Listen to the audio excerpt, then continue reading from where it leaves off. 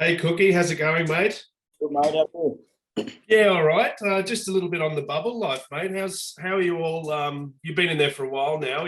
Are you all pretty settled? And can you tell us about some of the lingering challenges that are sort of happening for the family men and everyone else in the squad up there?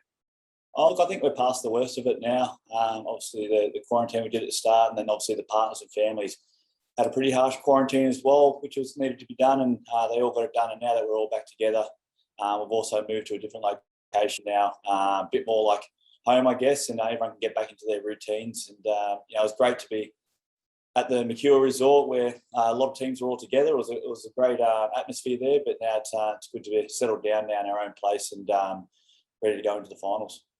That's great, mate. You saw that obviously the story about the eels that was reported overnight.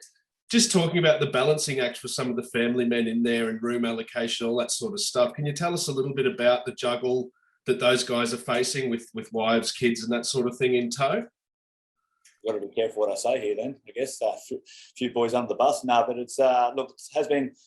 It was challenging at the start, I guess. So look, I've been away from my family for about 6 weeks before I got to see them again, and my daughter listens to a certain music that she falls asleep to, and I had to get used to sleeping to that, and that was almost impossible. So that was doing my head in a bit. But look, we're at a different location now where it's got our own room and we're a bit separated a bit more. So it's feeling a lot more like home and get back into a routine as well. But there were some challenging times, but all in all, it's great to have the family there.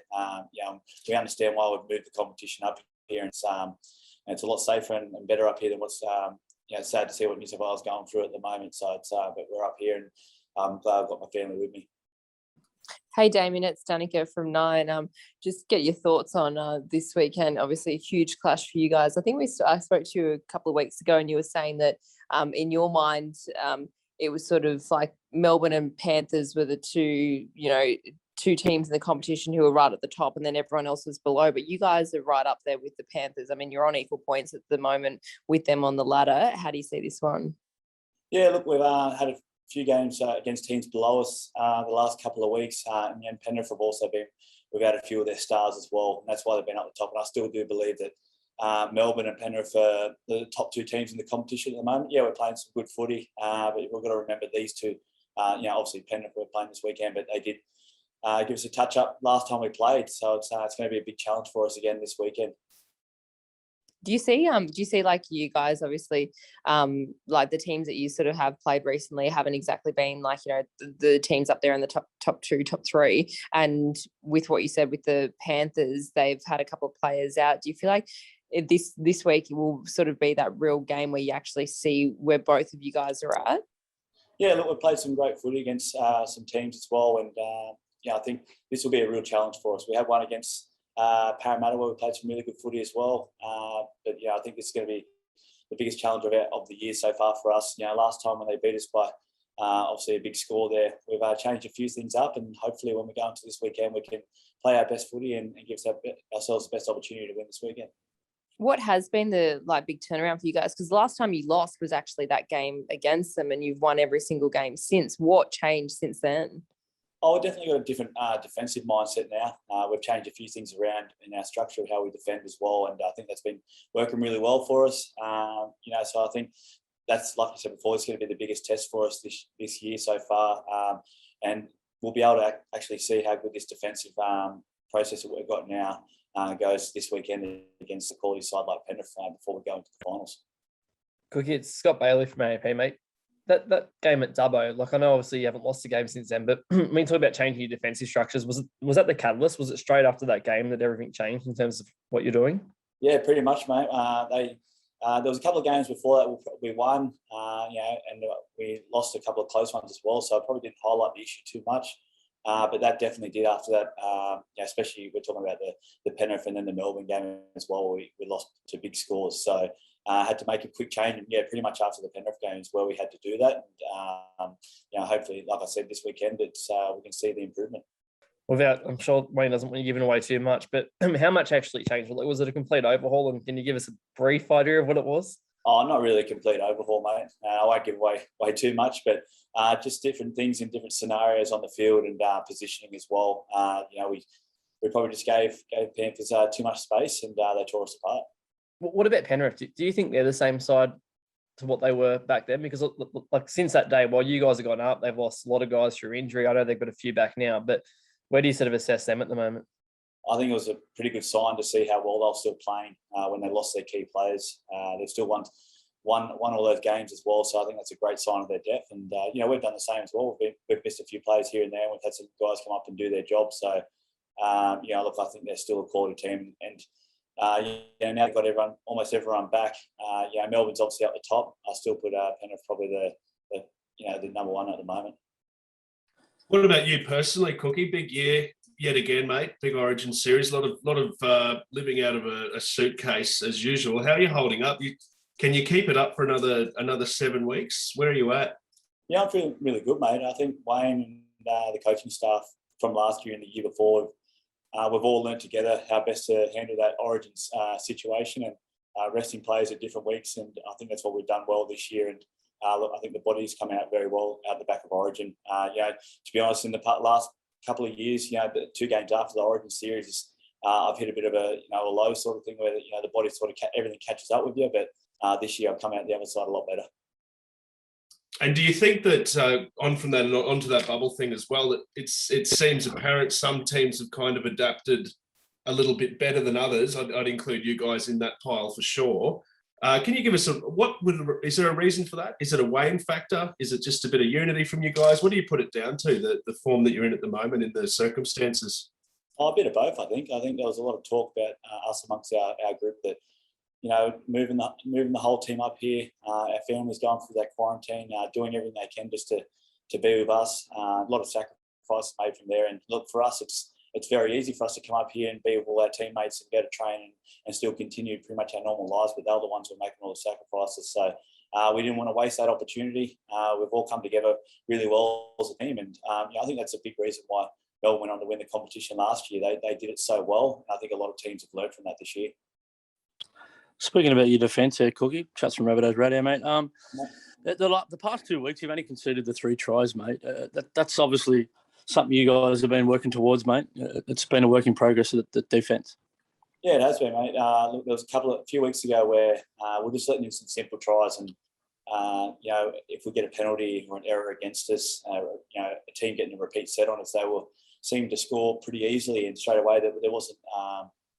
We needed to pick up our resilience on our line and protecting our line, and I think that's been a big improvement for us over the last couple of weeks.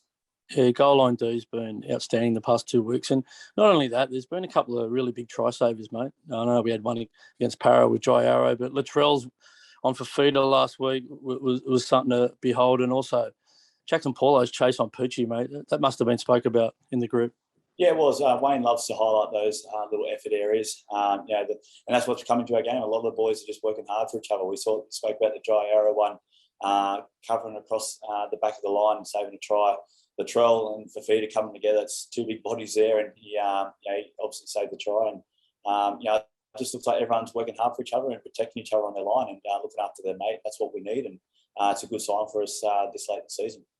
And this 10-game winning streak, it's been outstanding. And you look at the teams at the top of the competition, your Melbournes and that, but their middle rotation is outstanding at Melbourne, and I think South Sydney aren't too far behind, mate. Your middles have been coming off the back fence, mate. Junior Toller off the bench the past 2 weeks in a different role, 200 metres off the bench. That must be something you guys are salivating about, mate. Yeah, we are, mate. We're obviously been the hooker of that forward pack. I'm very proud of the forward pack that we've got here. It's a very talented side and a lot of hard work, and they all help each other out. And there's a lot of trust there amongst the pack. So we're seeing Keelan Kulamatanga playing some great footy, some big meters. Junior Toller's come back. It doesn't look like he's missed any footy, which has been great. And Tommy and Mark Nichols up front, just been so consistent all year. I think they're the only 2 players in our team to play every game as well. So it's definitely showing they've been our most consistent players and laying the platform for the outside backs to do the rest. Would Mark Nichols be the most improved player in the competition, mate, in your opinion?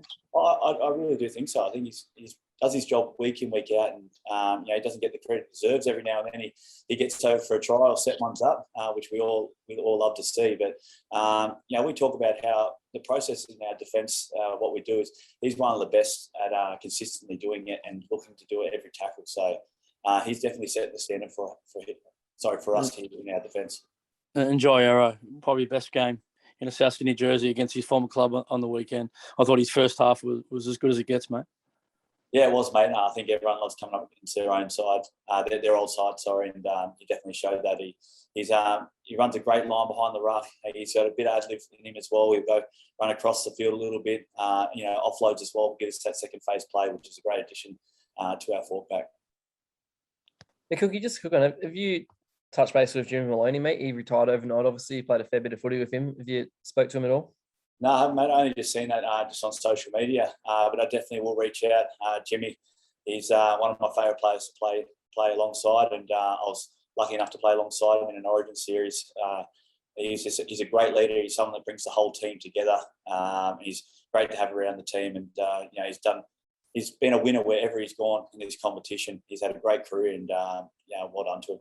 Is he, like, I know you didn't play with him at club football, but is he like one of the best winners of this generation? Sorry. Do you think about everywhere he went? So, I've just lost a bit of that, mate. Sorry. So I was just saying, like, is he one of the best winners of this generation? Do you think? Like, I know you didn't play with him at club footy, but like everywhere he went, just made finals, right? Made grand finals, won premierships. He did, yeah. He just expects a certain standard, and he's a winner. He's a competitor. He's one of those players you see on the field where he might throw an intercept early in the game, trying to hit the winger, but he won't go away from it. He'll end up setting up the winning try with the same play. So he backs himself, and he just puts his body on the line too. There's not much of him, and he always put his body on the line for the team. And just showed when we brought him back into the Origin series, went on to win that one where he's gone to different clubs and they've won competitions. He's been definitely one of the greatest winners of the last decade for sure. Hey, Damien. We've had a couple of injuries the past few weeks, mate. Alex Johnson, Campbell Graham, Gagai, are they available for selection, mate? Do they get free training today? Yeah, they all got free training. Gags was always going to get through, just more precaution, I think, last week. And great to see AJ back as well. He reckons he would have scored a couple more tries than what Josh did on the wing. So he's the few boys catch him on the top try scorers. So he's going to be looked to kick along again. And look for Campbell Graham. He's one of my favourite players. And good to see his head's all good and his body's good and he got free training. And it's going to be great to have him back. He's a great asset to our side. For sure, mate. It looks like Penrith did attack Dragons' right edge defence, so that'll suit us down to a two with Campbell coming back, mate. Good luck this weekend. Thanks, mate. Hey, Damien, it's Troy Whittaker from NRL.com. Just quickly on Cody Walker, he's obviously in sensational form. Have you noticed him add anything to his game this year that's allowed him to go on this try assist streak? To be honest, I think he's just doing his job. I think he's just consistently doing it and making the right, picking the right options in attack. He's doing that well, and we're giving him enough shots to do that, and he's executing really well. The likes of himself and the Troll are just finishing off the great shape on the inside. I think Reno, it's got to be a lot of credit to what's happening out in the wings as well. Obviously seen a lot of points out there, but he's doing a lot of work in the inside as well. But Cody and the Troll, the way they're just finishing off those set plays, it's been outstanding this year, and obviously he's getting the rewards for it. There's been a bit of talk about the Dally M race. Do you think Cody could snag that at the end of the year? Definitely. I think Turbo's obviously been a big favourite, but he has missed a few games at the start of the year. I think Cody's been quite consistent all year as well. Obviously, he's been outstanding in the last 10 games. Obviously, we've won all those 10 games as well. So, probably some big points there. But I'd love to see him go on and win the Dally M for sure. Cookie, you guys are in a pretty similar position last year to what you are now, hitting some really good form heading into the finals, but you didn't quite make it as far as you would have liked. What do you take out of what happened last year leading into the finals and apply it to this year? I feel like we're in a bit of a better position this year. The squad's a lot, healthy and fit. There are not too many injuries now. That a lot of them are coming back, and touch wood that nothing happens from here going into the finals. And but I think what we can learn is just from last year is just not having that one option to fall back on, not putting all the pressure on the likes of Cody to create something on that left edge and have a threat across the field, whether it's through the middle, down the right side, with Latrell out wide as well. So I think we just got to have our spots on the field that we're getting to, create that momentum and pick the right way to go, and let the outside backs do the rest. Wayne Bennett's a bit of a late season specialist. What does that look like behind the scenes? Like, does his coaching style change through the year as you get close to the finals, or? No, not too much. Wayne's pretty relaxed most of the year, to be honest.